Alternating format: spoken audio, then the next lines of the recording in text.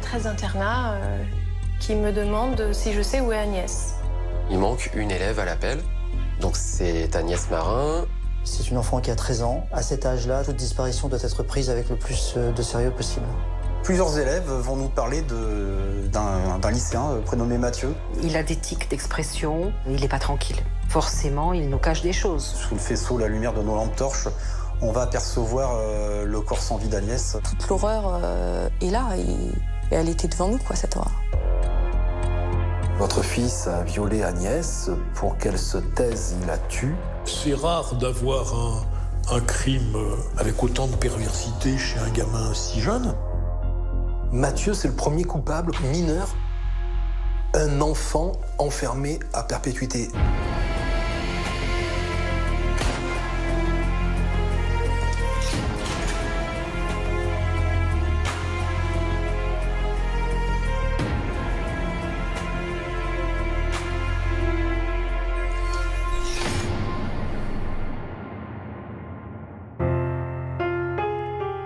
Mercredi 16 novembre 2011, au Chambon-sur-Lignon, dans la Haute-Loire. Pour les élèves internes du collège-lycée Le Cévenol, cet après-midi-là, comme tous les mercredis, c'est temps libre. Alors à 12h30, le déjeuner à la cantine à peine avalé, les élèves se pressent déjà à la sortie de l'établissement. Tous les mercredis après-midi, on avait le droit de faire ce qu'on voulait. On avait évidemment le droit de rester sur le campus, mais on avait aussi le droit d'aller dans le village du Chambon-sur-Lignon.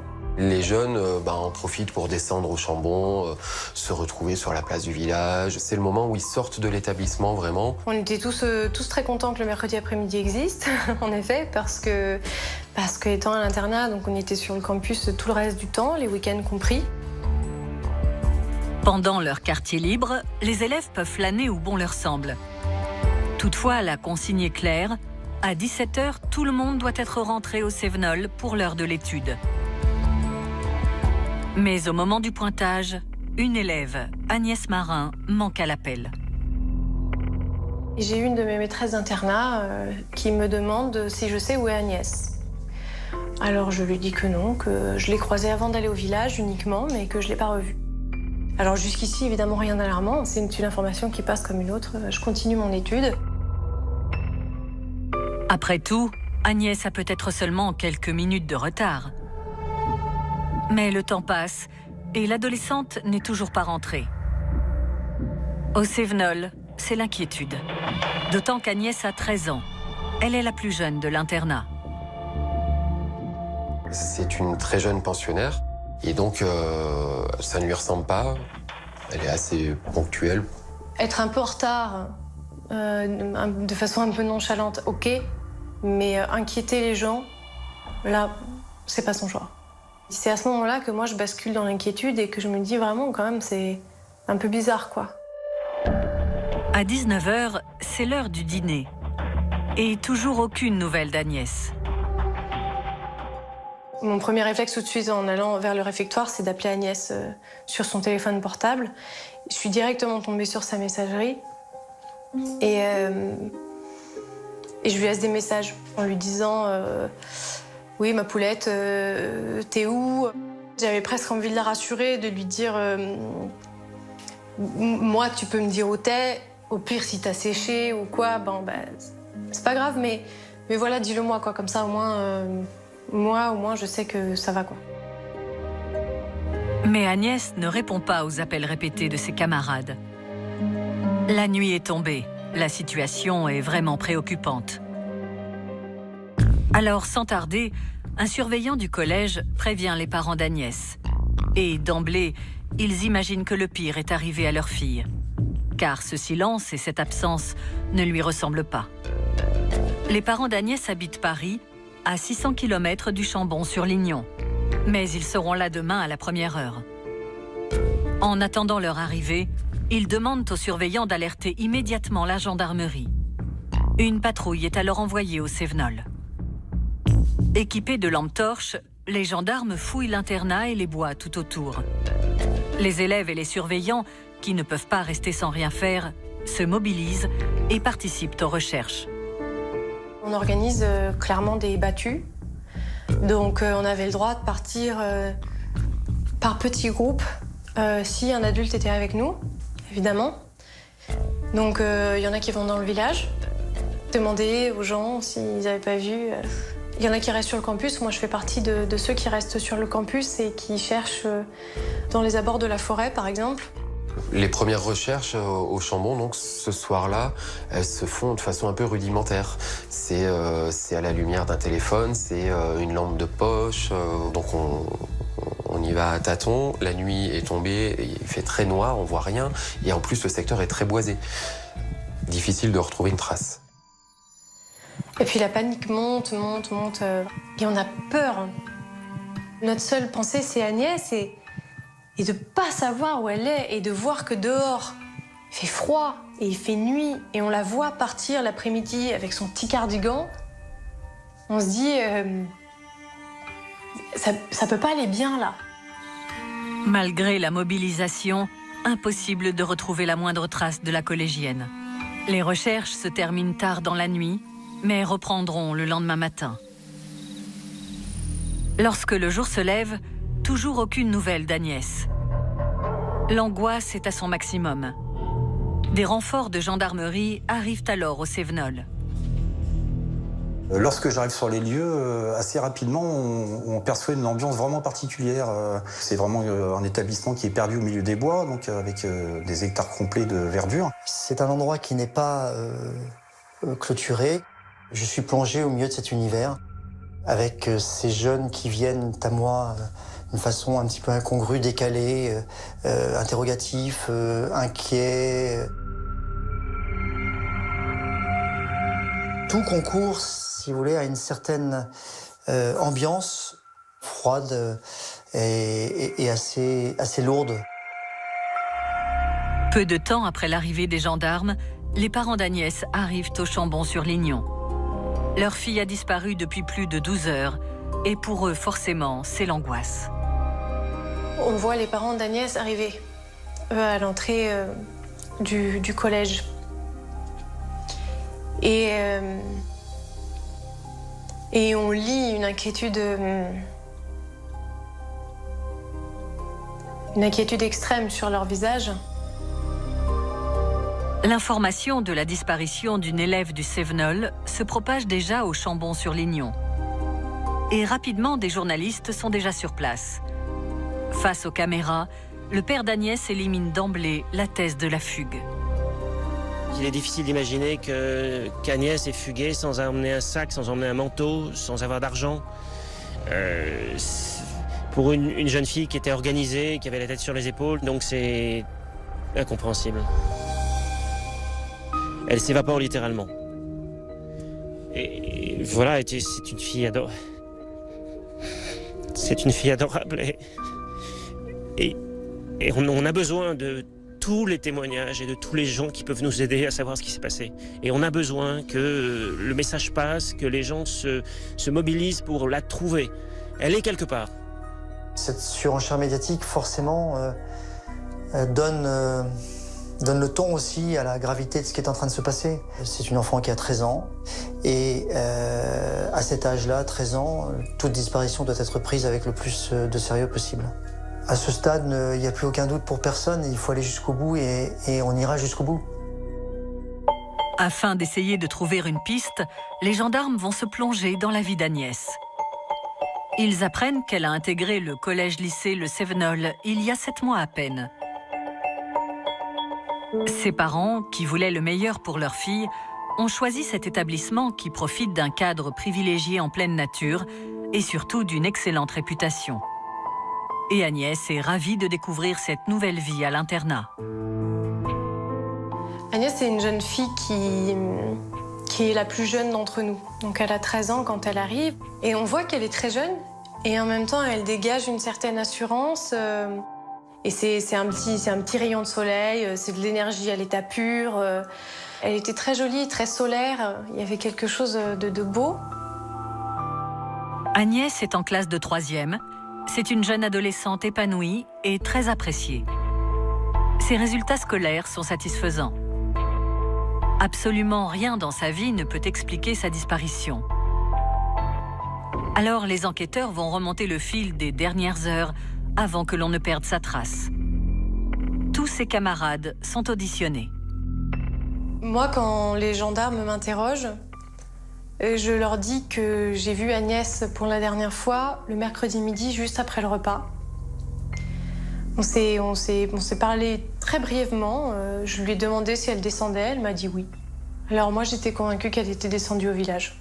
Les élèves en plein désarroi veulent aider les enquêteurs, manifestement, et ils font preuve d'une grande bonne volonté, mais ça ne suffit pas à déterminer des pistes vraiment concrètes. La seule certitude que nous avons est qu'elle a déjeuné au réfectoire du Chambon et qu'elle a quitté ces lieux vers 12h30. Les enquêteurs sont dans l'impasse, d'autant que le téléphone portable d'Agnès est éteint. Impossible de le géolocaliser. En parallèle des recherches sur le terrain, les gendarmes continuent les auditions des élèves du Cévenol. Et en écoutant les uns et les autres, ils s'aperçoivent qu'un prénom revient souvent. Celui de Mathieu. C'est un lycéen de 17 ans, élève de première au Cévenol. Et le jour de la disparition d'Agnès, tous avaient trouvé ce Mathieu particulièrement bizarre. Les élèves me disent qu'ils sont intrigués par ce Mathieu parce qu'il serait allé dans la forêt avec Agnès et serait revenu seul. Nous, Mathieu, on l'a vu le mercredi matin. Il n'avait rien. Et on le revoit le soir. Et il prend une douche extrêmement longue à l'internat des garçons. Une douche, mais de manière vraiment très longue, et donc à tel point que ça a un peu interpellé ses camarades de chambre. Et on le voit sortir avec des traces au visage qui sont vraiment la marque d'ongles dans la peau. Comme ça. Moi, tout de suite, je le soupçonne fortement d'avoir un lien avec la disparition d'Agnès. Ce que viennent de raconter les élèves aux gendarmes sur leur camarade Mathieu est plus qu'inquiétant. Alors, le lendemain de la disparition d'Agnès, il est convoqué à la gendarmerie pour une audition. Je vois ce garçon, donc en pleine puberté, manifeste. On voit que c'est quelqu'un qui est bien élevé, qui va parler finalement assez aisément et qui est poli au premier contact. Les gendarmes questionnent Mathieu. Ils veulent connaître son emploi du temps de la veille, pendant le quartier libre, lorsqu'Agnès a disparu. Mathieu va donc nous expliquer le déroulement du mercredi après-midi. Donc il a quitté l'établissement après la pause déjeuner, regagné le centre-ville, puis un lieu un peu isolé où il aurait fumé un joint. Il explique qu'il est rentré défoncé, pour reprendre ses mots, qu'il est tombé à plusieurs reprises, notamment dans des ronces, ce qui explique des blessures au visage qu'il présente, et puis qu'il a rejoint l'établissement et pour reprendre un peu ses esprits, a pris une douche avant de regagner le réfectoire pour le repas du soir. Mathieu précise que toute l'après-midi, il est resté seul. C'est à son retour au Cévenol qu'il a appris la disparition d'Agnès. Mais les enquêteurs veulent en savoir plus. Ils l'interrogent notamment sur la tenue vestimentaire qu'il portait. Et là, il y a un problème. Il explique qu'il porte exactement les mêmes vêtements, c'est-à-dire son blouson et son jean. Et à une analyse rapide visuelle, on s'aperçoit que les vêtements ne présentent aucun accroc. Donc pour quelqu'un qui est tombé à plusieurs reprises dans les ronces et qui présente des blessures au visage, les vêtements ont été totalement épargnés. Et là, c'est vraiment une incohérence importante. Et là, on commence à se poser de réelles questions à son sujet. Il y a un problème, clairement. Pour les gendarmes, cette version de Mathieu n'est pas crédible. D'autant que ses camarades sont certains de l'avoir vu en compagnie d'Agnès pendant le quartier libre. Les enquêteurs ne manquent d'ailleurs pas de le lui faire savoir. Mathieu, mis face à ces incohérences et ces contradictions, va revenir sur sa version initiale, la modifier d'une manière tout à fait concrète, en expliquant qu'il a croisé Agnès le mercredi après-midi, qu'elle était dans le centre de la commune du Chambon et qu'elle attendait un copain venu de Paname, pour reprendre ses termes, qui devait la rejoindre et partir avec elle. Donc il a croisé la jeune fille, mais il n'en sait pas plus puisqu'il l'a vue furtivement, d'après ses premiers dires. Cette nouvelle version de Mathieu met encore un peu plus le doute aux enquêteurs. Le lycéen semble vouloir les orienter vers une autre piste. Et puis surtout, son comportement les dérange. On n'a pas quelqu'un d'arrogant, on n'a pas quelqu'un d'excité. Par contre, si on s'appesantit sur la personnalité, qu'on s'appesantit sur son regard, sur l'attitude qu'il va avoir dans un échange un peu soutenu, on va percevoir autre chose chez Mathieu, quelque chose de secret. Quelque chose d'anormal et qui nous met mal à l'aise, vraiment mal à l'aise. Ce jeune homme est déstabilisant, c'est le moins qu'on puisse dire. Olivier Doguet, le chef d'enquête, sent que quelque chose ne tourne pas rond chez Mathieu. Alors, 24 heures après la disparition d'Agnès, il le place en garde à vue. C'est maître Joël Diez qui est appelé pour assister Mathieu dès le début de cette garde à vue. Et elle aussi est interpellée par l'attitude de son client de 17 ans. En fait, je suis, moi, tout de suite frappée. Alors, c'est vrai par ses égratignures au visage, mais je suis aussi frappée par son comportement. Il a des tics d'expression. Il n'est pas tranquille. Moi, je vois un adolescent, puisque c'est un jeune, perturbé, dès le début. Ce Mathieu est décidément étrange. Olivier Doguet veut alors en savoir plus sur le gardé à vue. Au début de son placement en garde à vue, une consultation au fichier ne nous amène aucun élément puisque Mathieu est totalement inconnu des services de gendarmerie et de police. Mais de par son statut de mineur, on va devoir joindre ses parents qui habitent dans le Gard. Il y a un gendarme de Tence, c'est une ville à côté du Chambon-sur-Lignon, qui m'appelle en me disant que Mathieu est mis en garde à vue dans le cadre d'une disparition d'une jeune fille scolarisée au Cévenol. C'est tout ce que je sais. Je ne suis pas d'un naturel toujours très inquiet, quoi. Donc je me dis, bon, voilà, on va pas commencer à se faire des films, on va attendre que ça avance, quoi, voilà. Et puis après, très rapidement, j'allais vous dire, on commence à en parler à la télé. Je me dis, waouh, qu'est-ce qui se passe, quoi. Les parents de Mathieu vivent avec leurs 2 filles cadettes dans le Gard, à 3 heures de route du Chambon-sur-Lignon. Ils sont convoqués le lendemain matin à la gendarmerie, mais même s'ils sont très inquiets, ils n'ont pas le droit de voir leur fils, ni de l'avoir au téléphone. C'est la règle lors d'une garde à vue, même de mineurs. Les gendarmes, eux, continuent leur enquête. Ils foncent à l'internat pour perquisitionner la chambre de Mathieu. Cette chambre ressemble bien à une chambre de garçon où il y a énormément de bazar. Dans son armoire, on découvre des vêtements qui sont en boule, pas du tout rangés. Et on va notamment retrouver un jean qui va présenter une tache rougeâtre à l'intérieur d'une poche. Ces traces nous semblent suspectes et laissent à penser que ce sont du sang. Cette découverte laisse les gendarmes perplexes. Ils décident d'envoyer le jean de Mathieu en analyse. Mais en attendant les résultats, la garde à vue du lycéen se poursuit. C'est l'adjudante Déborah Leclerc qui l'interroge. Elle lui signale qu'un jean avec des taches suspectes a été retrouvé dans sa chambre. Mais cela est loin de déstabiliser l'adolescent. Il nous dira qu'il se souvient parfaitement que ce pantalon est taché, que c'est bien des traces de sang qui se trouvent sur son pantalon, mais que c'est son sang à lui. Qu'en fait, il a travaillé, qu'il a bricolé au cours du week-end avec son père, et donc il s'est blessé, et c'est ce qui explique les traces de sang qu'il n'a pas réussi à ravoir. Systématiquement, il adapte son discours, il adapte sa version aux éléments que l'on avance. Mais après une nuit en cellule, Mathieu est moins sûr de lui. Face à l'insistance des enquêteurs, il lâche une 3e version. Il va nous expliquer qu'il a passé l'après-midi avec Agnès, qu'ils sont allés chercher des champignons hallucinogènes, qu'ils en ont trouvé, qu'ils en ont consommé et que lui, il a été très malade. Il a vomi, il s'est évanoui. Et lorsqu'il a repris ses esprits, Agnès avait disparu. De ce fait, il s'est levé, il est allé jusqu'au collège. Il ne s'est pas inquiété plus que ça, puisque pour lui, Agnès en avait profité pendant qu'il dormait pour rentrer au collège. Et c'est en regagnant le collège-lycée qu'il a appris sa disparition. Pour les enquêteurs, 3 versions en moins de 24 heures de garde à vue, cela fait beaucoup.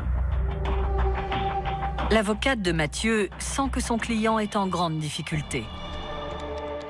Il y a des choses qui ne sont pas claires, du tout. Et j'ai le souvenir d'avoir demandé à couper l'audition pour discuter avec lui, lui dire « Mathieu, qu'est-ce qui se passe ?» Voilà, il faut qu'on essaye d'avancer. Qu'est-ce qui s'est passé ce jour-là, où tu étais, avec qui, comment, etc. Donc, je me rends compte que c'est compliqué. Au même moment, Dominique, le père de Mathieu, arrive à la gendarmerie où son fils est toujours interrogé. Des journalistes font déjà le pied de grue et guettent la moindre information. Je tombe sur des caméras, il y a des gens avec des micros et tout. Je me dis, mais Bon, heureusement, personne ne me connaît, je rentre dans la gendarmerie, etc. Là, je suis très sincèrement inquiet, en me disant, mais qu'est-ce qui se passe, quoi, voilà. J'ai toujours pas vu Maître Diez, moi, et je crois que je l'ai même pas eu au téléphone, puisqu'elle est en garde à vue avec Mathieu. Donc, enfin, j'arrive à avoir Maître Diez qui me dit, je vous tiens au courant au fur et à mesure qu'on avance, mais voilà, et Maître Diez me dit, ne partez pas. Je me mets sur le parking de la gendarmerie et j'attends. Mais j'attends parce que Maître Diez m'a dit d'attendre, quoi. Et puis voilà, et puis je me dis, ben, je sais pas où aller, quoi, hein. Cette attente est insupportable pour le père de Mathieu. Mais en garde à vue, son fils ne lâche rien. Alors les enquêteurs prélèvent un échantillon de son sang. Objectif, savoir s'il a bien consommé des champignons hallucinogènes et du cannabis. Et les résultats de ces analyses toxicologiques tombent rapidement et prouvent encore une fois que Mathieu a berné les enquêteurs. Il n'y a aucun produit stupéfiant dans son sang. Ni de champignons, ni d'héroïne, ni de cocaïne. Vraiment aucun produit stupéfiant. Donc là, on sait pertinemment qu'il nous ment. Forcément, il nous cache des choses. On s'en rend compte même avec l'enquêtrice. Et en plus de ne pas avoir de produits stupéfiants dans le sang, les analyses du gin reviennent également quasi en même temps. Et là, les analyses sont formelles, c'est le sang d'Agnès qui est sur le gin. Donc on sait qu'il y a eu quelque chose. Il est lié à la disparition d'Agnès. Là, il n'y a vraiment plus aucun doute. Je hausse le ton envers lui et lui fais comprendre qu'il nous prend pour des imbéciles depuis le début, qu'il nous mène en bateau, qu'il faut vraiment qu'il nous dise maintenant la vérité. Coincé, Mathieu lâche alors une 4e version, bien plus inquiétante que les précédentes. Et là, on a une version de Mathieu qui nous dit qu'effectivement, il a passé tout l'après-midi avec Agnès dans les bois, qu'ils se sont disputés, qu'il l'a poussée. Il a poussé la jeune fille et puis elle serait tombée dans un ravin et il aurait quitté les lieux comme ça en l'abandonnant sans savoir réellement dans quel état de santé elle se trouvait. La priorité immédiate, c'est de localiser les lieux où Agnès aurait chuté, puisqu'il faut absolument qu'on puisse la retrouver avec l'espoir qu'elle soit toujours en vie, bien sûr. Et là, il va falloir obtenir la collaboration de Mathieu. Dans la salle de garde à vue, l'heure est grave. Car cela fait maintenant 48 heures qu'Agnès a disparu. Alors l'avocate de Mathieu demande à s'entretenir seul à seul avec son client. J'ai demandé une coupure de l'audition et où là je lui dis, écoute Mathieu, dans ton intérêt et puis dans l'intérêt peut-être d'Agnès, que l'on pourrait éventuellement retrouver en vie, dis-nous où ça s'est passé, est-ce que tu es capable de localiser les lieux? Voilà. Et donc après il accepte de partir. Elle a réussi à le convaincre de nous dire où se trouvait Agnès. Nous sommes en fin d'après-midi, la nuit va tomber très rapidement, c'est l'hiver. Donc il ne faut vraiment pas perdre de temps. On peut imaginer le pire. Il fait froid, on est en hiver. C'est sa 2e nuit, dehors. Comment va-t-on la retrouver? Une battue donc est organisée de manière à longer sur toute sa longueur la zone boisée. Avec des enquêteurs qui sont placés tous les 5 ou 10 mètres et qui sont équipés de lampes torches. On est en pleine nuit, c'est relativement lugubre. Très rapidement, nous y sommes en difficulté pour rester en contact les uns les autres malgré nos lumières et notre proximité. Lorsqu'à un moment donné, j'entends un gendarme crier dans la forêt. Ce cri sourd, je pense, reste marqué dans les oreilles de tout le monde. Ça va glacer le son de tout le monde parce que clairement, il a dû voir quelque chose et tout de suite on court, on grimpe cette butte difficilement et puis on va parcourir une centaine de mètres. Je cours vers ce gendarme et je le vois tapant contre un arbre. En tapant contre l'arbre, il dit « le salaud, il l'a fait ». Et il me pointe une direction. Sous le faisceau, la lumière de nos lampes torches, on va apercevoir le corps sans vie d'Agnès au pied d'un arbre. Elle est partiellement dénudée, elle est agenouillée, la face contre le sol. Enfin, c'est vraiment une scène d'apocalypse, quoi. C'est totalement horrible. C'est vraiment très dur à vivre. Et vous imaginez que le corps est plus qu'atrophié puisqu'il a essayé de la faire brûler. On peine à reprendre nos esprits et là on n'est plus dans la gestion du dossier, on est vraiment dans l'affectif, l'émotionnel. C'est une scène indicible, c'est une scène indescriptible, une scène de violence, s'agissant d'une enfant. Agnès Marin, 13 ans, a été tuée puis brûlée. Un meurtre insoutenable. Il faut maintenant attendre l'autopsie pour en savoir plus sur les circonstances de sa mort. Mais un simple coup d'œil sur la scène de crime suffit à comprendre que la dernière version de Mathieu, celle de la chute dans le ravin, est une fois de plus un mensonge. L'enquêtrice va lui dire ce qui s'est passé, ce qu'on a retrouvé, et là, il va pas pouvoir faire autre chose que d'avouer. Il consent à nous dire qu'il était dans les bois avec Agnès, qu'il a été pris d'une pulsion et que cette pulsion était insoutenable, qu'il n'a pas pu lutter, qu'il a été obligé de l'assouvir et que Agnès s'est débattue, ce qui explique les blessures au visage, qui va bâillonner Agnès, qui va l'attacher avec des ficelles de yo-yo et qu'il va la violer. Il s'est acharné sur elle en lui donnant des coups de poing jusqu'à ce qu'elle ne bouge plus. Une fois qu'il se rend compte de cet acte, où il reprend finalement, selon lui, ses esprits, qu'il n'est plus dans cet état de pulsion, il sait qu'on va la découvrir, que les gens vont savoir ce qu'il a fait. Et c'est là qu'il va asperger le corps d'Agnès avec de l'essence à Zippo et qu'il va mettre le feu et qu'il va alimenter ce feu avec des morceaux de bois retrouvés sur place. Il semble détaché quand il évoque tout ça. Il n'a pas une émotion particulière. Dans le bureau, l'ambiance est plombée, glaciale et c'est de l'effroi, c'est l'horreur. Toute l'horreur est là et elle était devant nous, quoi, cette horreur. Et puis après, eh bien, il faut prendre son courage à deux mains puisqu'il va falloir attendre la venue du papa, de Mathieu, et puis lui expliquer ce qui s'est passé. Je rencontre uniquement le papa de Mathieu, puisque son épouse n'a pas pu se déplacer, puisque Mathieu a des sœurs en bas âge, donc elle a été obligée de les garder. On me met dans un petit bureau face à une gendarme qui m'expose les faits, mais relativement froidement et rapidement. Ces mots, c'était, voilà, votre fils a violé Agnès, pour qu'elle se taise, il la tue. Pour faire disparaître le corps, il la brûle. Le papa de Mathieu est en pleurs. Il est abasourdi. Le monde s'est écroulé autour de lui. Assommer, c'est un joli mot, quoi. Non, ça tue, je crois. Là, je crois que moi, c'est moi qui ai sombré dans une forme de folie. J'avais qu'une obsession, c'était voir Mathieu. Et je veux voir Mathieu, c'est tout. Je crois que Maître Diaz me parle, etc. Mais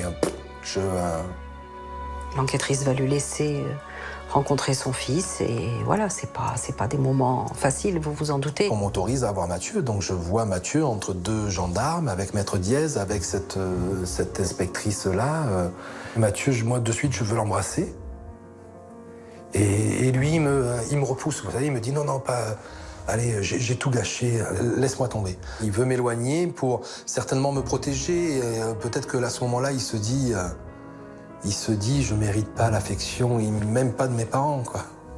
Et moi, j'insiste en lui disant, non, je te laisserai pas tomber parce que tu es... Mais parce que je suis là pour mes enfants, quoi. Mathieu est mis en examen et incarcéré pour assassinat. Car les enquêteurs sont convaincus qu'il n'a pas tué Agnès sous le coup d'une pulsion. Au contraire, il y a tous les signes de la préméditation. Pour preuve, l'essence qu'avait Mathieu pour brûler le corps. Le jeune mineur aurait en réalité attiré Agnès dans un piège. Et l'autopsie révèle qu'il a fait preuve d'une violence extrême. Je suis présent à l'autopsie et les médecins légistes ont déterminé que les deux fémurs de la jeune fille ont été brisés, l'humérus également. Elle était violée, hein, c'est clairement établi. De multiples coups de couteau que la jeune fille a reçus sur différentes parties du corps, devant et derrière, dans le dos. Plusieurs coups mortels, des coups puissants. 17 au total, qui révèlent, enfin le tout révèle un acharnement qui est terrible. Enfin, voilà, je crois que rien n'a été épargné, on est au sommet de l'horreur. C'est vraiment une catastrophe, quoi. Quand on imagine que c'est un gamin de 17 ans qui est à l'origine de ces actes, ça glace le sang de tous les enquêteurs présents. Lorsque les élèves du Cévenol, mais aussi les parents de Mathieu, apprennent l'indicible calvaire qu'il a fait subir à Agnès, tous sont dans la douleur. Je m'effondre littéralement et je hurle dans le vide. Je souffre d'imaginer la douleur.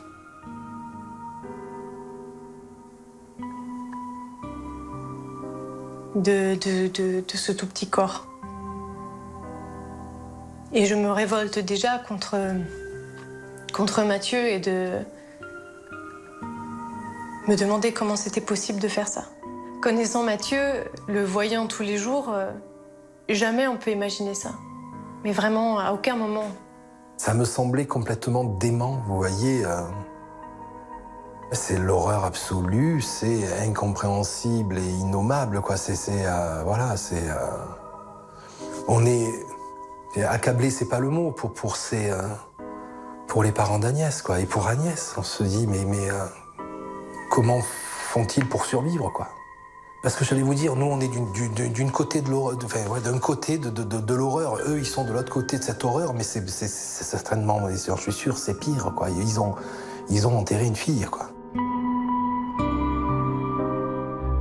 Le lendemain de la découverte du corps d'Agnès, le 19 novembre 2011, le procureur de Clermont-Ferrand organise une conférence de presse au Chambon-sur-Lignon. Car la famille d'Agnès, la presse, l'opinion publique, tout le monde veut comprendre comment ce mineur, âgé d'à peine 17 ans, a pu commettre l'irréparable. Et contre toute attente, le procureur révèle qu'Agnès n'est pas la première victime de Mathieu.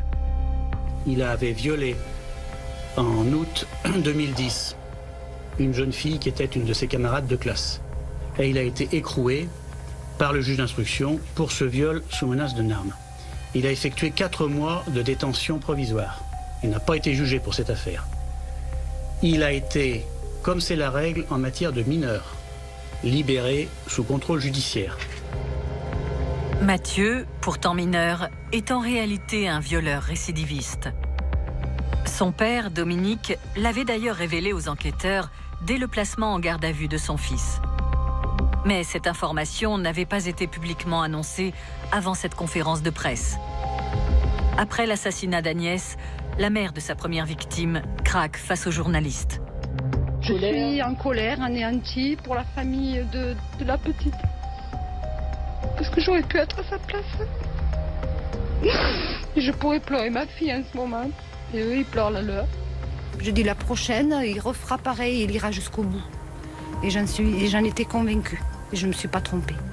Cette première affaire s'est déroulée 15 mois avant la mort d'Agnès. À l'époque, Mathieu vivait avec ses parents dans un petit village du Gard. C'est là qu'il a grandi.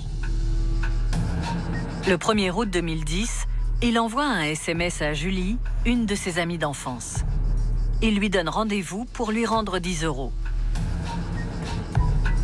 Julie va aller le rejoindre et quand elle va le rejoindre, il lui dit que en fait, il a une boîte cachée dans la garrigue où il y a son argent et notamment cet argent-là qu'il doit lui restituer et il lui demande de la suivre. Donc Julie n'a absolument aucune raison de s'en méfier, donc elle le suit tout à fait sereinement. Et simplement, elle s'aperçoit qu'au cours de la progression dans la garrigue, il va changer de comportement, il va arrêter de discuter avec elle et elle va arriver dans une petite clairière où elle va voir un arbre avec des liens qui sont préparés et il la contraint sous la menace du couteau à se laisser attacher et il va la violer. Dans son malheur, il y a une chance, c'est que son téléphone va sonner et il va apparaître le mot « maman ». Et là, en restant aussi calme qu'elle peut, elle va essayer de le raisonner. « Laisse-moi partir, moi, il faut absolument que j'aille retrouver maman ». Et là, il va céder et il va la détacher. Et il va l'autoriser à repartir. À peine rentrée chez elle, Julie, traumatisée, dénonce Mathieu. Il est immédiatement interpellé au domicile de ses parents. Ils apprennent alors que leur fils, âgé d'à peine 15 ans, a violé sous la menace d'un couteau son ami d'enfance. Vous savez l'expression coup de massue? Voilà, c'est ça. Vous êtes plaqué au sol, quoi. Vous êtes écrasé par la violence de ce que vous venez d'apprendre, quoi. Qu'est-ce qu'il a fait à cette jeune fille, quoi? Julie est quelqu'un de rayonnant et très très loin de tout ce qui pouvait être moche, sale, etc. Donc ce qui lui est tombé dessus, c'est quelque chose de cataclysmique. Et elle est fondamentalement traumatisée avec un sentiment d'autant plus difficile, c'est que c'est un sentiment de trahison aussi. Parce qu'elle a été agressée par un membre de son entourage qu'elle connaissait depuis sa plus tendre enfance. Julie, elle est venue à la maison, c'est quelqu'un que l'on connaît, quoi. C'était un cauchemar, et très souvent on se dit, de toute façon, ce que l'on vit, c'est rien par rapport à ce que vit Julie et sa famille. Donc nous, très rapidement, on se dit, on n'a plus rien à faire dans ce village-là, quoi, parce qu'on ne voulait pas, j'allais vous dire, infliger ça aux parents de Julie, à Julie, de nous croiser, etc., etc. Donc je crois que dans les 48 heures, on prend la décision de partir, quoi. Les parents de Mathieu, rongés par la honte, décident immédiatement de déménager. Ils sont dans l'incompréhension la plus totale. D'autant que rien dans l'enfance de Mathieu ne peut expliquer qu'il soit devenu un adolescent criminel. C'était un petit garçon, un bébé très très très sympa. En plus, il a eu la faculté de parler très tôt. Donc c'est vrai que très rapidement, on était en relation avec Mathieu, quoi. On discutait avec lui et il était très curieux de tout. Il était, j'allais vous dire, épanoui, intelligent. C'était un petit garçon comme beaucoup de papa et de maman rêvent d'avoir, quoi. Mathieu comble ses parents de bonheur. C'est un enfant dégourdi et éveillé. Mais dès son arrivée en classe de CP, il va rencontrer des difficultés scolaires. Il a été diagnostiqué dysorthographique, dyslexique, dyspraxique. Alors la dyspraxie, on ne savait pas trop ce que c'était, nous, donc c'était sur la motricité fine. Mathieu ne sait pas utiliser une règle. Et c'est vrai que Mathieu avait du mal à rester concentré. En classe, très souvent, hop, il divaguait. On le voyait, il rêvassait. Une fois qu'on nous a alertés là-dessus, c'est vrai que pour nous, ça a été une énorme préoccupation. Et Mathieu a toujours été suivi par une ou plusieurs orthophonistes. Il a été suivi par une pédopsychiatre. Grâce à cet encadrement rigoureux, Mathieu réussit à suivre une scolarité normale. Il va au collège, puis au lycée. Arrive alors la période de l'adolescence. Au lycée, il a découvert l'ensemble des bêtises que font les jeunes adolescents, fumer quelques cigarettes, boire une bière, fumer un joint. Mais là aussi, il présentait pas, il nous a jamais présenté de problèmes graves, quoi. Vous voyez. J'avais indiqué initialement que Mathieu semblait avoir reçu une éducation tout à fait satisfaisante et c'est le cas. Hein. On a rencontré ses parents qui sont des gens tout à fait structurés, clairs dans leur tête. Des parents qui travaillent, qui ont bien élevé leurs enfants. C'est pas là qu'on trouve une piste pour expliquer ce qui se passe. Et malgré ça, on est confronté à un mineur qui dérape complètement et qui commet le pire. Rien ne pouvait laisser présager cette horreur. C'est pourtant ce même Mathieu qui, à l'âge de 15 ans, a violé Julie sous la menace d'une arme. Puis, 15 mois plus tard, à l'âge de 17 ans, a violé, tué, puis brûlé Agnès. Il a répété le même traquenard, le même mode opératoire. Mais il a grimpé dans l'ultra-violence. Si on regarde les circonstances du premier viol, ce sont des circonstances effrayantes de la part d'un mineur. De cette première expérience judiciaire, il n'a tiré qu'un seul enseignement, il ne faut pas laisser de témoin. Et la deuxième fois, il supprime le témoin de son viol. L'affaire de ce mineur récidiviste fait alors la une de tous les journaux. Tout le monde veut comprendre comment Mathieu a pu être remis en liberté après l'affaire Julie. On va vraiment essayer de savoir comment ça s'est passé, qu'est-ce qui a justifié sa remise en liberté, pourquoi il est arrivé au Chambon-sur-Lignon. On va se poser toutes ces questions et on va essayer de savoir. Quand on va savoir, on va tomber de très très haut. Pour comprendre ce qu'il s'est passé, il faut se replonger en août 2010. Après le viol de Julie, Mathieu est incarcéré dans une prison à Avignon, dans un quartier pour mineurs. Ses parents sont très inquiets des mauvaises fréquentations qu'il pourrait y faire.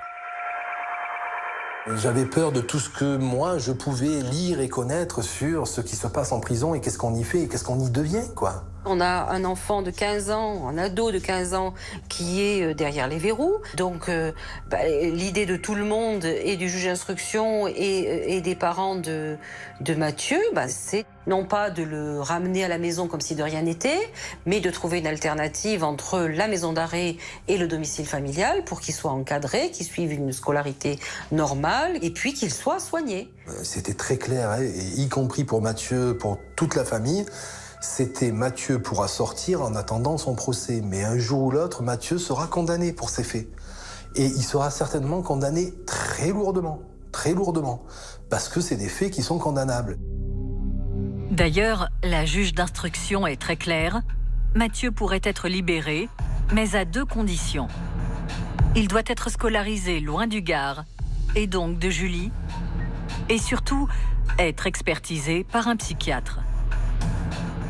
La juge d'instruction, elle avait dit, on ne le fera pas sortir si jamais un psychiatre nous dit qu'il est fou. Mais pour nous non plus, il n'était pas question que Mathieu sorte si quelqu'un nous dise qu'il puisse présenter le moindre danger, quoi. Les parents de Mathieu vont alors se démener pour remplir la première condition, trouver un pensionnat qui accepte d'accueillir leur fils. Le papa de Mathieu expliquera qu'il a frappé à plein de portes et essuyé beaucoup de refus, jusqu'à arriver au Chambon-sur-Lignon.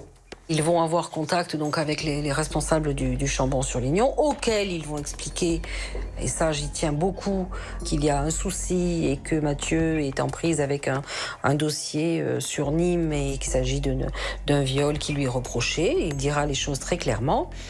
Et le directeur du collège va accepter Mathieu. Quand je rencontre le directeur du Cévenol, ça a été, si la justice estime que Mathieu a sa place au Cévenol, Mathieu aura une place au Cévenol. Mathieu est donc accepté au Cévenol. Mais pour qu'il soit libéré, il doit encore rencontrer un expert psychiatre. La juge d'instruction mandate le docteur Claude Egvive, un pédopsychiatre renommé du sud de la France. Selon l'expert, c'est la consommation excessive de jeux vidéo et de films violents ajoutée à la consommation de cannabis qui ont poussé Mathieu à violer Julie. Il se serait déconnecté de la réalité. Il avait scénarisé un jeu de rôle qui a débouché sur un viol. J'avais remarqué aussi que ce sont souvent des enfants qui ont des problèmes de langage. Et lui avait eu un gros problème de langage. Les enfants qui ont des dyslexies graves ou des problèmes cognitifs absorbent plus favorablement ces contenus trash, ces contenus violents, ces contenus pornographiques. Je pense que les jeux vidéo ne sont pas dangereux pour les enfants qui vont bien, mais ils sont très dangereux pour les enfants, les adolescents qui ne vont pas bien. Et le docteur Egvive me dit, on stoppe la drogue, on stoppe les jeux vidéo, et Mathieu n'a plus de problème, quoi. Et nous, dans notre esprit, c'était, ça y est. Non seulement on a une explication, on sait pourquoi Mathieu a fait ça, mais en plus on a une solution, quoi. Je terminais mon rapport d'expertise en disant que Mathieu s'excite et se construit à partir de conduites qui peuvent mettre en danger autrui et qui le mettent lui aussi en danger. L'expert psychiatre, il va rendre une expertise scandaleuse. Il dit, Mathieu, finalement, a agi sous l'influence des toxiques, drogue, alcool. Or, les expertises toxicologiques démontreront qu'il n'y a pas la moindre trace de toxique ou d'alcoolémie, et que donc il y a une naïveté de cet expert qui, sur parole, croit Mathieu, il ne s'interrogera pas sur ce caractère hors norme du viol, il ne lui posera aucune question sur sa sexualité, sur sa vie sexuelle. C'est une expertise lamentable. Et donc, à partir de là, la juge d'instruction va ordonner une mise en liberté. Mathieu est donc scolarisé au Chambon-sur-Lignon, établissement libertaire, un internat mixte. C'était une aberration que d'envoyer dans un internat mixte quelqu'un qui était coupable de ces faits. Qu'on a mis dans un internat mixte, ouvert, réputé pour son ouverture, un délinquant sexuel. À l'émotion succède la colère. Tout le monde pointe du doigt le Cévenol. D'ailleurs, il ne survivra pas à ce drame. 3 ans après la mort d'Agnès, l'établissement ferme définitivement ses portes. L'affaire Mathieu provoque un véritable déferlement médiatique. Sur la place de mon village, vous avez des camionnettes avec des paraboles, quoi. Et il fallait imager la famille du monstre, quoi. Ça a été très lourd, très très lourd pour eux. Quand vous pensez que la maman de Mathieu ne s'octroyait même pas le droit de pleurer parce qu'elle pensait à la mère d'Agnès et qu'elle se disait qu'elle n'avait pas le droit de souffrir. Vous imaginez dans quel état je suis? Mon fils vient d'assassiner dans des atrocités, voilà, une jeune fille de 13 ans, etc. Et vous imaginez pas qu'on est soutenu par n'importe qui, quoi. Il n'y a personne qui a levé le petit doigt pour savoir si dans cette espèce de tornade, on allait bien. Ça allait parce qu'il fallait que ça aille. Parce que si ça n'allait pas, j'allais vous dire, c'était l'aide sociale à l'enfance pour nos enfants, c'était la psychiatrie pour ma femme, Sophie, et moi, je sais pas, mais voilà, il fallait que ça aille. Mais que fait un père de famille face à ça? Qu'est-ce qu'il aurait fallu que je fasse pour pouvoir que je me sauve, que je laisse tout tomber, que je me casse au Mexique Inévitablement, les parents de Mathieu vont également subir le regard des autres. La culpabilité de Mathieu, ça ne suffisait pas. Donc, si Mathieu avait commis ça, il y avait d'autres responsables. Et le premier de ces responsables, c'était ses parents, quoi. Donc, effectivement, on nous a demandé de tout justifier. Tous les actes qu'on a faits auprès de Mathieu, de sa naissance jusqu'au fait, il fallait les expliquer et il fallait effectivement les regarder à travers les actes que Mathieu avait commis. Vous voyez, chaque fois, la question c'était « ça vous a pas inquiété ?» Mais non, ça m'a pas inquiété, quoi. Ça m'a pas inquiété parce que j'ai jamais imaginé être le père d'un assassin. Voilà. L'exemple, c'est le cannabis, quoi. Vous apprenez que votre fils de 16 ans fume du cannabis, ça vous a pas inquiété? Si, ça m'a inquiété, mais ça m'a inquiété parce que le cannabis, j'en fais pas l'apologie, quoi. J'en ai discuté avec Mathieu, etc. Mais voilà, non. J'allais vous dire, qui fait le lien cannabis-assassinat? Qui? Mais moi, il fallait que je le fasse, ce lien-là. Vous n'avez pas vu ce qu'il fallait voir, c'est-à-dire le dément. Comme c'est un mineur, on a forcément un trouble de l'éducation, on a forcément une faille à un moment donné de ses parents qui n'ont pas su comprendre Mathieu, qui n'ont pas su l'élever, qui n'ont pas su l'éduquer. Comment demander à des parents de pouvoir être en même temps psychiatre, psychologue et de déceler chez leur fils un caractère entre guillemets inhumain. Je vois pas comment on peut faire porter une responsabilité pareille aux parents parce que on ne peut pas imaginer qu'on a pu donner naissance et élever un enfant et puis que finalement il se transforme en tueur. Hein. Il y a des gens qui vous jugent, mais bon, j'allais vous dire, la gravité des faits, la situation, enfin, vous font vite passer, quoi. Hein, c'est pas si grave que ça, quoi.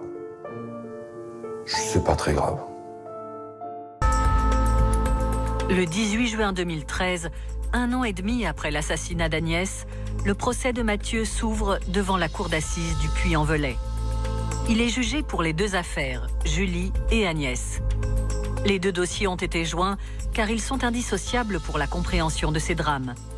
C'est un procès hors norme. On a un nombre considérable de journalistes qui sont accrédités. Il y a les journalistes, mais il y a aussi la population. Tout le monde veut voir quel visage a Mathieu, en vrai. Vous entendez des suicides sirènes, hurler. Vous voyez des gens mais qui sont armés, j'allais vous dire, mais jusqu'aux dents, quoi. Vous voyez, c'est la cohorte qui accompagne Mathieu, quoi. Mais ils étaient, je sais pas, moi, peut-être, ils étaient 8 armés jusqu'aux dents pour protéger Mathieu, qui était caché sous une couverture avec un casque, avec un gilet pare-balles et tout. Vous comprenez rien, c'est waouh. Pour ce procès, la Cour ordonne le huis clos, car Mathieu était mineur au moment des faits. Et surtout, il faut préserver Julie, sa première victime. Pour une victime, de venir se mettre à nu en permettant à des tiers de visualiser avec elle en face l'horreur de ce qu'on lui a fait subir, c'est quelque chose d'effroyable à endurer. Elle a vécu l'horreur dans son intimité. La société n'a pas le droit de lui réimposer publiquement l'horreur de ce qu'elle a vécu. Julie n'aurait plus jamais aucune intimité, ça serait comme marqué au fer rouge sur son front. C'est la première victime de Mathieu, c'est la survivante en fait. Dans la salle d'audience, la souffrance est palpable. Les parents de Mathieu doivent faire face à la douleur des victimes de leur fils. Moi, je les ai pas regardés. Les premiers jours, je les ai pas regardés parce que j'y arrivais pas. Ils portaient une telle souffrance, j'allais vous dire physiquement, quoi. C'était waouh. Le papa d'Agnès, enfin, on sentait vraiment une souffrance énorme, quoi, énorme. Dans le box des accusés, Mathieu, lui, n'exprime aucune émotion. Ni regret, ni compassion. Il est resté extrêmement détaché, extrêmement en dehors de lui-même, en dehors de toute humanité. Et Mathieu dans le box, c'est affreux. Non, c'est pas parce qu'il est dans le box que c'est affreux, mais c'est parce qu'il n'est pas là, quoi. Mathieu, malgré tout ça, vous voyez, Mathieu, vous imaginez, il y a les parents, on est là, les parents d'Agnès sont à 3 mètres, là, hein. Mathieu est là, à 3 mètres de l'autre côté, Mathieu, il vous fait coucou, il vous envoie un bisou, il est dans sa bulle avec son papa et sa maman, lui. Oui.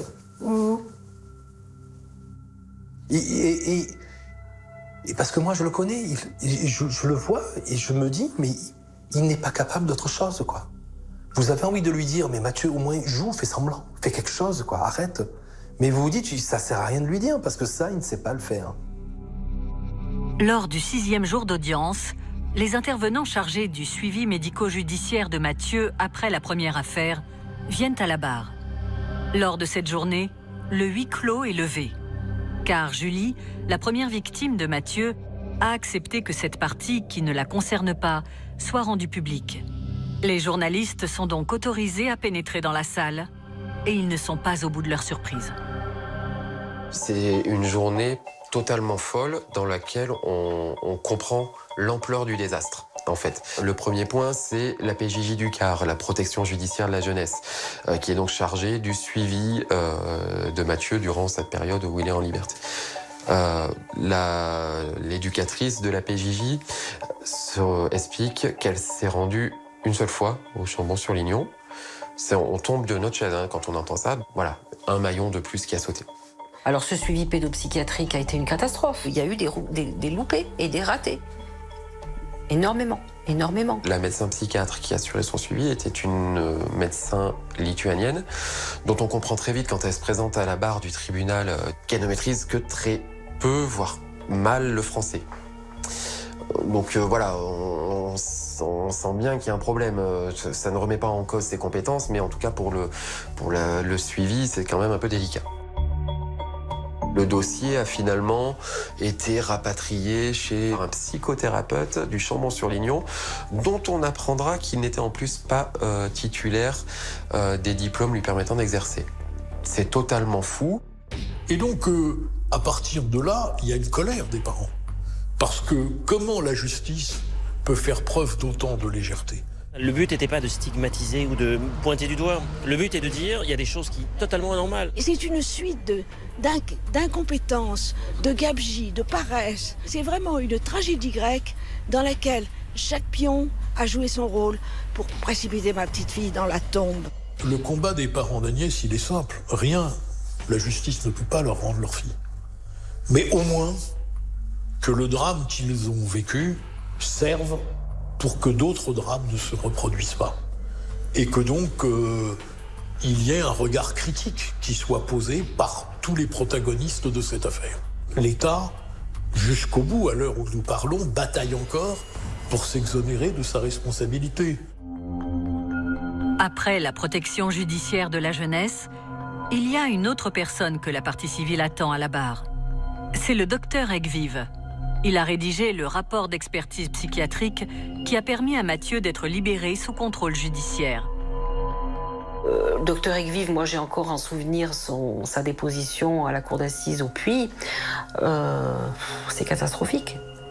C'est catastrophique parce que tout le monde lui tombe dessus. Il va se voir affublé de tous les noms d'oiseaux, d'incompétents. J'ai bien compris que j'étais le bouc émissaire de quelque chose qui est impensable, irreprésentable. Je ne suis pas l'État. L'État donc est quelque chose de neutre, de confus, dont c'est plus facile de faire porter la responsabilité à un visage humain. Le docteur Egvive s'est trompé. Pourquoi il s'est trompé ? Voilà, moi quand je lis le rapport d'expertise, je me dis que Mathieu lui a raconté à peu près n'importe quoi, certainement. Parce que Mathieu, c'est quelqu'un qui peut vous berner totalement, c'est quelqu'un qui peut mentir sans qu'on s'en rende compte. Voilà, c'est une personnalité comme il n'y en existe pas d'autre. Le docteur Egvive a été très très meurtri par ce qui s'est passé. Lui, il a eu une prise de conscience totale avec une remise en question. C'est vraiment le sentiment qu'on a eu. Ça a été une souffrance indicible pour lui. J'ai été effondré. Je comprends et je compatis à la colère de cette famille et à leur désespoir. Je suis quelqu'un de responsable. J'assume ce que je dis. Et voilà, je suis un médecin. Je travaille pour protéger la vie. Je pense à cette petite Agnès souvent. Après 10 jours de procès, la sentence tombe. Mathieu, pourtant mineur, est condamné à la réclusion criminelle à perpétuité pour le viol de Julie et le viol et l'assassinat d'Agnès. Un verdict exceptionnel. C'est la perpétuité. C'est un séisme. On sait que le seul cas de mineur condamné à perpétuité, c'est Patrick Dils, qui entre-temps a été acquitté. Donc c'est une première, c'est une condamnation qui est énorme et il n'y a pas d'injonction de soins. Ce qui est très très étonnant, c'est qu'en gros, on dit le suivi a été déplorable, mais qu'on ne proposera pas de faire mieux. Enfin voilà, on va s'arrêter là. Mais c'était incompréhensible. C'était on va l'enfermer pour toujours, ok, mais pourquoi ? Qu'est-ce qu'il a ? Pourquoi il fait ça ? On n'en sait rien et on s'en moque. Pendant 15 jours, on nous a mis là sur un grill en nous disant la récidive, mais si on veut que Mathieu ne récidive pas, soignons-le, quoi, soignons-le. Dans la minute où on a prononcé le verdict, notre décision était prise de faire appel. Le procès en appel de Mathieu s'ouvre 1 an plus tard, le 29 septembre 2014, à Riom. Dans le box, Mathieu, qui a maintenant 21 ans, se comporte différemment. Il parle plus. Là, il va s'expliquer un peu plus, et ça va être effrayant. Quand le président va lui dire « Qu'est-ce que vous avez ressenti quand vous avez poignardé Agnès Marin ?», il va dire « J'ai ressenti une grande jouissance ». Et il va le dire très calmement, très froidement. J'en ai vu des accusés, j'en ai défendu, qui avaient commis des crimes atroces, mais il y avait toujours cette part d'humanité qu'on peut aller chercher. Là, il y a chez ce garçon une insensibilité qui fait peur. Il est incapable de ressentir quoi que ce soit par rapport à ses victimes. Il n'arrive pas à avoir de sentiments, quels qu'ils soient, y compris le moindre regret ou quoi que ce soit, par rapport à Julie et à Agnès. Il ne fait pas exprès. C'est sa pathologie, c'est ça sa pathologie. À la cour d'assises des mineurs de Riom, un des experts psychiatres a dit c'est un ovni de la science. Mathieu a quelque chose de grave, quoi. Pour moi, c'est les actes d'un dément.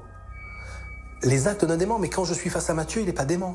Vous voyez, donc c'est d'autant plus incompréhensible. On ne sait pas ce qu'il a, mais on sait que c'est là. Et on sait que c'est parce que c'est là que Mathieu commet ses atrocités, quoi. Mais c'est pas pour le dédouaner, hein. C'est pas, je suis pas en train de vous dire il est coupable de rien. Non, non, il est coupable des 2 actes qu'il a commis et ces actes sont atroces. Ce qu'il a fait, on ne l'a jamais nié ni quoi que ce soit, ni minimisé, ni rien. C'est atroce, il n'y a pas pire. Il est responsable de ses actes, ce que les collèges d'experts ont tous dit, et donc que ensuite son état mental et psychique ne soit pas satisfaisant, oui, mais ça n'empêche pas qu'au moment des faits, car c'est ça ce qui compte quand on juge quelqu'un, c'est qu'au moment des faits, il était parfaitement conscient de ce qu'il faisait. Il y a aussi ce fait-là que moi, pour me protéger aussi, pour pouvoir tenir, je veux pas tout savoir. Je veux pas tout savoir parce que je me dis que si je sais tout, je me mets en danger, quoi. Et je suis pas armé, moi non plus, pour gérer tout ça, quoi. Le 10 octobre 2014, le verdict d'appel tombe. Après 10 jours de procès, Mathieu est une nouvelle fois condamné à la réclusion criminelle à perpétuité. Mais avec cette fois-ci, une injonction de soins à vie. C'était tout ce qu'on demandait, une injonction de soins. Voilà. Pour nous, c'était aussi nous dire, voilà, ça, maintenant, on va être déchargé de ça. On pourra dire, nous, à la justice, vous avez l'obligation de prendre en charge Mathieu, de le soigner, de l'accompagner, etc. Et il est bien noté, il n'y a pas de date, quoi. Mathieu, à vie, doit être accompagné. Et ça, pour nous, c'était immense. C'était une des garanties qu'effectivement, on aura les moyens de prévenir toute forme de récidive. La réaction de Mathieu au verdict, eh bien, elle va dans la lignée de tout ce que je vous ai raconté. C'est-à-dire que même lorsqu'on va lui annoncer qu'il va passer le reste de sa vie entière, alors qu'il n'a même pas 20 ans, derrière les barreaux, n'importe qui s'écroulerait. N'importe qui, normalement constitué, s'écroulerait. Lui, par 2 fois, il ne s'écroulera pas. Justice a été rendue pour la 2e fois. Mathieu a été plus bavard qu'en première instance. Ça a été des moments absolument épouvantables. On a eu une petite idée du calvaire qu'il a fait subir à ma fille aimée. Et il y a des choses qui ne s'oublient pas. Maintenant c'est bien qu'il soit à l'abri et qu'il ne puisse plus jamais faire ce qu'il a fait subir à Agnès. Mathieu, il a 25 ans aujourd'hui, il ne s'imagine pas ailleurs qu'être enfermé. Non pas parce qu'il y est bien, mais parce que pour lui, c'est une garantie. Qu'il doit avoir une trouille immense d'être en capacité de pouvoir récidiver, quoi. De ce drame, il reste un visage impossible à oublier. Celui d'Agnès Marin. Ça me tient toujours à cœur de parler d'elle. Parce que comme je l'ai déjà dit, c'est une jeune femme pétillante, solaire, avec des projets et l'envie de vivre. Et je pense qu'elle mérite sa mémoire. Je ne pense pas qu'il se passe une journée sans qu'on pense très sincèrement à Agnès et à sa famille, quoi. Pendant très longtemps, on s'est interdit, nous, d'affirmer notre souffrance parce qu'on se disait qu'elle n'avait aucune légitimité par rapport à la souffrance des 2 familles et des victimes de Mathieu, quoi. Il a fallu du temps pour les déculpabiliser. Voilà, comme si en fait on leur reprochait de continuer à s'occuper d'un criminel. Ça reste leur enfant, un enfant à perpétuité, et ils resteront, les parents de Mathieu, à perpétuité, à vie. J'espère que tous les parents soient capables de ça, quoi. Parce que ça fait partie de notre rôle de parents. J'arrive à comprendre que notre témoignage peut être choquant sur certains aspects, etc. Mais que si ce témoignage-là peut avoir l'utilité d'aider peut-être une famille qui un jour se retrouvera dans une situation qui ressemble à la nôtre, je me dis que c'est pas vain et que c'est utile. Si on peut aider ne serait-ce qu'une personne, une famille, voilà.